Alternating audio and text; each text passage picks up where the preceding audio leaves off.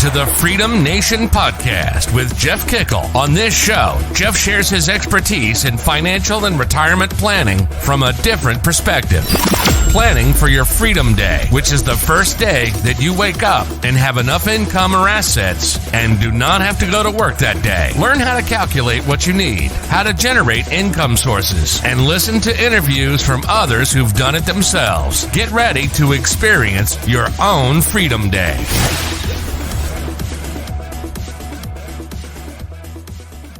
Hey, everybody. Welcome to the Freedom Nation podcast. It's Jeff here, and we have another interview this week. And actually, I think an emerging something, you'll have heard it here first on our show, and I'm really excited to share the CEO of Wizest, a new app, investing app. So I'm really excited to do that.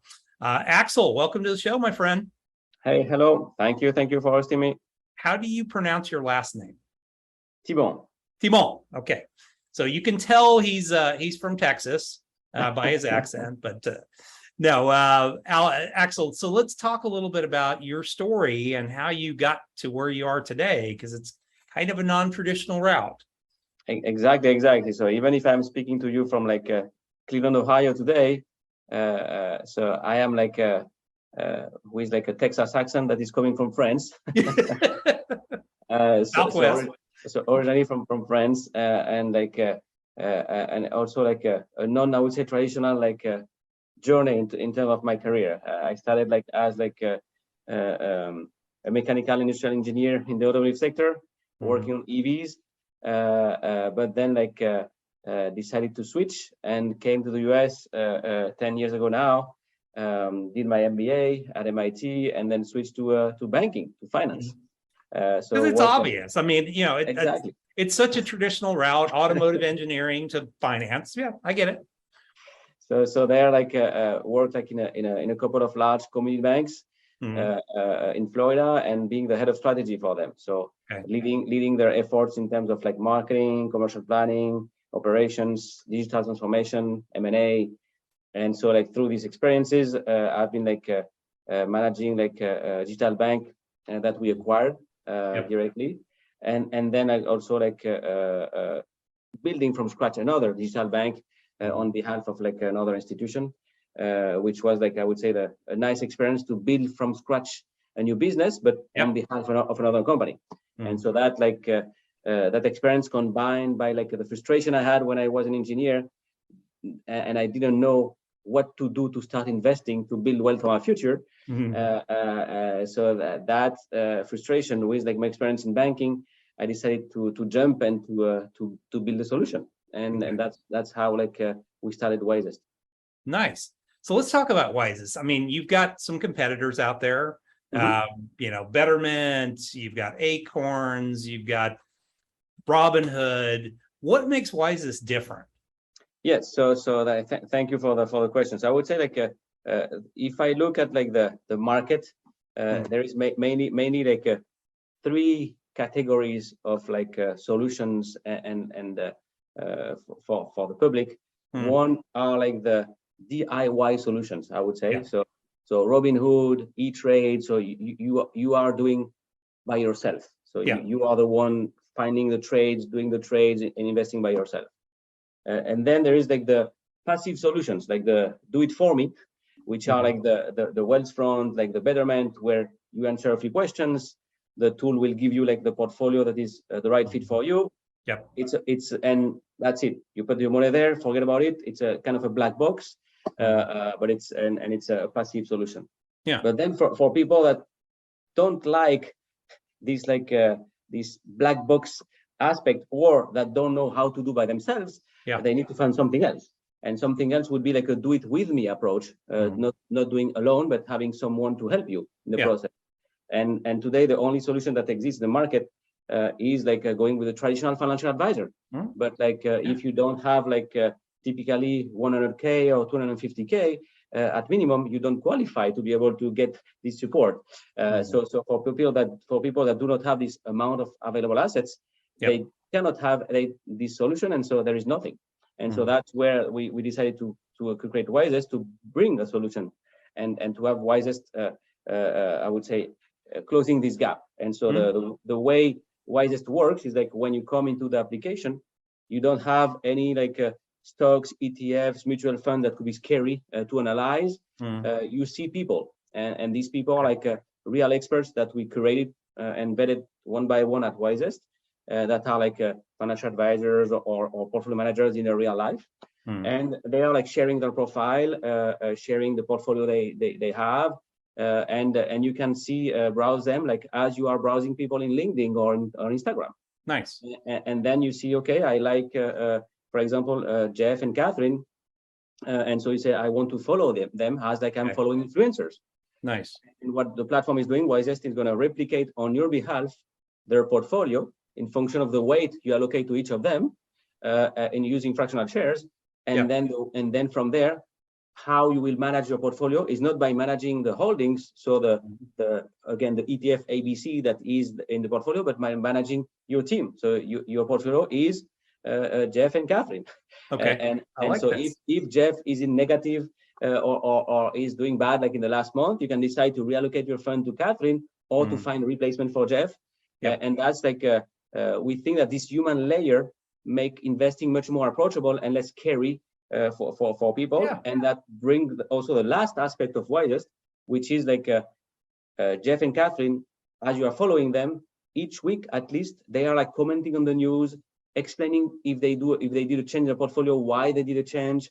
So there is like this continuous, I would say, interaction with you as a user, and to provide you some education and transparency about what is happening. So this is like the full DNA of Wizest and how it is different from the other solutions. Yeah, it's totally different. I mean, it's, you feel it's somewhat like that kind of portfolio in a box, but you're educating people as well, so that they're making educated decisions on, okay, this is how, these are the people I want to follow because I really believe in what they're trying to accomplish. And exactly. So we are leveraging what is the consumer behavior with like the influencer, I would say, philosophy, and applying that to finance to help people like not being alone or not being like left in front of a black box. So this of course is centric about trying to create this community of people that are on there. How are you finding the people that are the people that people are following, or those influencers? Yes. So here and like in full disclosures, like we don't need to have like thousands of them because it would be confusing. So that's also why we are able to select them one by one, because and as we are going live now in the next 10 days, we are going live with like 8 or 9 of them. So we are finalizing the onboarding, and each of them may have in average like a couple of like portfolios. So meaning that we will have like between 15 and 20 portfolios for the end user to choose. So enough diversity to be able to have something in terms of like more conservative, more aggressive with this type of industry, or growth versus income. So there will be a nice choice for people to choose from. Yeah. Now, is it kind of a mixture of people that are doing ETFs, individual stocks, a little bit of both? Yes. So and you're right on point. So yes, we have like people that are only doing stocks, others that are only doing funds, others that are doing a mix. So it's like again, like trying to have like a wide range of like of solutions that would fit the needs of everyone. That's fantastic. Love it. No, I mean, I see this, there's so much of a move, and I think 2020 and beyond, people realized, hey, I can do some of these things myself. But I like your approach to it, where, okay, let somebody do some of the heavy lifting that understands this and is that person I can follow that can help me get to where I want to be, and I can follow their expertise and everything else. I love that idea. Yeah. And then I would say the last point also, which is quite important because it's also a big differentiator versus other solutions. Yeah. Is that our objective is not to go only like with like a B2C solution. but also to be able to offer Wizest through other institutions. Okay. And I mean by that like two things. One, partnering with banks, credit unions to offer Wizest as a co-branded solution through them. So this way that we use the trust that the users or members have in these institutions to start working with Wizest, and also with the employers. So to offer Wizest as an additional benefit that could complement the 401k and be used as an emergency fund where the money is invested, and where the employee can also learn about finance and investing. So it's a nice financial wellness offer from the employee. I think, and having been in the 401k business for a long time, I mean, I think it's absolutely an interesting approach, in the 401k side. I mean, Betterment ended up wandering into the 401k business because they realized that they had a solution that made sense in that space. So I love this idea because, as much as they provide wonderful technology, they don't really provide much on the educational side. And I think, education is such a major part of this. Do you foresee at some point, maybe even partnering with like financial advisors that might not do the investment side, maybe do more of the financial planning side? Yes, so that's like, so that would be like another avenue of like partnerships would be like to have like partners that would do like the full financial planning side of things, and who would be the investing arm for them. And yes, that's definitely like an avenue. Love it. So what made you want to do that? I mean, I know you told your story, but what do you feel like Wizest is the solution to the old Axel that was sitting there at the Renault plant, Renault Nissan building Leafs? Is that the solution that you were looking for? So that is the solution I was looking for, but also like it took me like a bunch of years to build this solution. And what we have now, it's not only for Axel, but it's also for like everyone in my path that I crossed, and that was like living with the same like problem and the same like struggles about like, hey, I want to start investing, but I don't know what to do. I don't know who to speak to. And then like it's also like looking at what is happening in the investment industry, where like things haven't changed in the last 40 years. When you look at financial advisors, it's always the same like the same logic. And speaking with financial advisors, they are telling me, yes, it's a new model, because it's almost like for financial advisor, it's almost like an I would say an Uber of financial advisors. They can do that on the side. They can do that full time, like and that's a new approach that solves like different issues for different like categories of people. I love it. Well, so 10 days we're going live on the App Store. Yes, 10 days, and like to go live and to have also some announcements of the first partnerships in terms of like of terms of benefits and B2B2C and others. So there is like some very exciting news around the corner. So if like people wants to know about it, like I encourage them to subscribe to our newsletter or to sign up for an early, I would say, access to Wizest. So this way they will know what are all this good news that are coming soon.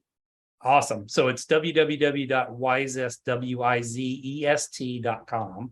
Exactly. For those listening, and it'll be down in the show notes page. So if you missed that, just click on the show notes and it'll take you over there. So now let's transition to the Fast 5 questions. All right. Okay. So first one, you wake up in the morning, business is totally gone. All this work you've done, it's gone. You have $500 in your pocket, laptop, computer, place to live. What do you do first?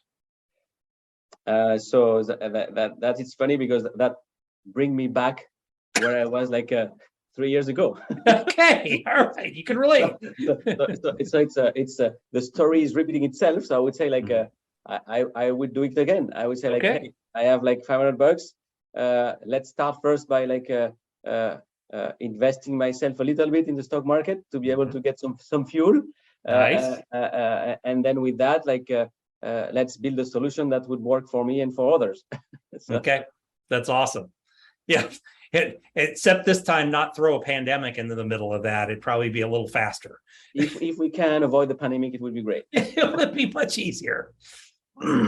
What is the biggest business mistake you've ever made? Good question here. So I think it was when working for another institution, not to push more for a bolder solutions to an issue or something we wanted to do. So I'm referring to, for example, like some digital bank initiative that we were having and wanting to change totally like the system we were using, and at the end of the day, like I would say, not pushing as I should have with like the top management to be able to get what I think was the best solution. Because now, a few years after, I see that like this is a direction that like other players are taking, and so I say, oh, I should have pushed more. Well, sometimes when it's somebody else's company, you can't. You push as hard as you can. At least now you can push all day long, and you're the one that's making the decisions. And that's one of the reasons why also I'm an entrepreneur, like because I think that it's much more exciting to be able to build something like having the full control and making sure that we're focusing on the vision and the mission, and not only the shareholders. Yeah, exactly. Most definitely. What is a good book that you would recommend for our audience? Yeah, so as I'm like just in the middle of launching now my and going live with Wizest, I would say the book that I've been reading like lately is a book like named like Traction. Absolutely. That is a great book, but if not, like I would say one of my preferred book, like to think about something different and to evade is a book named the parfum in the parfum in French, which is from Susskind, which is like a very nice book that is like a little bit of a science fictions from like the 19th century, which is like very, very, very different and refreshing. Yeah, I'm a big believer is you can't just read nonfiction business books your entire life. You've got to actually branch your mind out, and it's what I use to go to sleep every night is some type of a fiction book that just stops me from thinking, because otherwise I'll think all night long. What is a good tool that you use in your business every day? And I always use the example of an Evernote. What do you use? Yeah, so again, like being I think an engineer and liking numbers, I think like my go-to, I would say, tool is like is Excel. No, yeah. Haven't heard that one. Funny thing is, as many people as I've interviewed over the last 6 years, I think maybe you're 2 or 3 that have said Excel, which is a massive tool. I mean, you have to have it. It's a massive tool. It's always like the base to start also drafting and playing around. Because then obviously for specific, I would say, applications, you have like much more sophisticated tool and better tools. But at least to start like drafting and crafting is it's my go-to. That is fantastic. That is fantastic, my friend. All right, final question. What is your definition of freedom? So freedom and again, like it's going back to what I'm doing now. It's like being able to be like in full sync in between what is my personal, I would say, vision and mission and what I'm doing. Because if I'm doing something that is not in sync with what I think or what I think I should be doing, then I'm not free anymore. So that's like and that's also why I think like trying to build a business brings me more freedom than maybe like what people think it's about having millions and millions. It's making that being able to build something that you can look back on and say, I built this over time. It's much more important. Now, the money's not a bad thing either. I'm just saying. Always make things easier.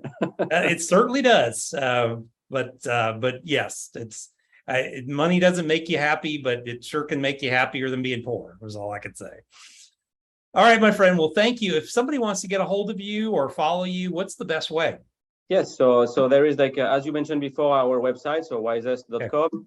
Okay. We also are present in social media with LinkedIn, Facebook, Instagram, Nice. So we are on the different channels. So welcome to have followers there for us.